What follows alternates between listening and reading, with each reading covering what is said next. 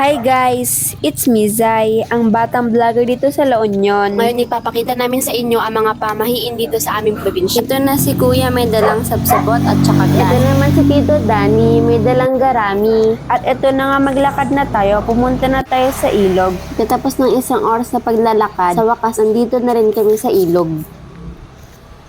Kaway-kaway sa mga naliligo sa ilog At dyan. ito na ang hinahanda yung mga sangkap sa pagluluto. At ito na po si Tito Danny, sinusunog na po yung garami. At ito naman po si Lola, menekos-mekos na yung glass na may tubig. At ito na po yung mga sangkap na alcohol, may lana at supa. Ngayon pinaghalo-halo na po yung mga sangkap sa timba.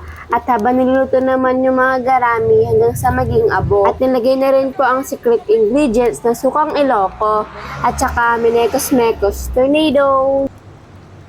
At ito na nga, tuluyan na pong nasunog yung mga garami. Saka po nilagay sa sabsabot at binuhusan ng tubig diretso sa timba.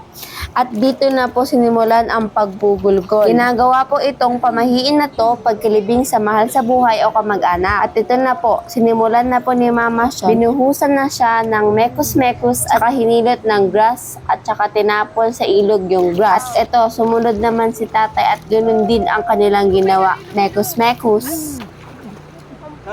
At ito, tapos na kami maggulgol. At bago umuwi, kailangan doon namin pumulit ng bislak o retaso ng kahoy. Gaya nito. Okay na kaya to? Pwede na siguro. So ito na nga, nakahawak kami lahat ng bislak. Hindi ko rin alam kung bakit. Kaya sumunod na lang tayo. For the go!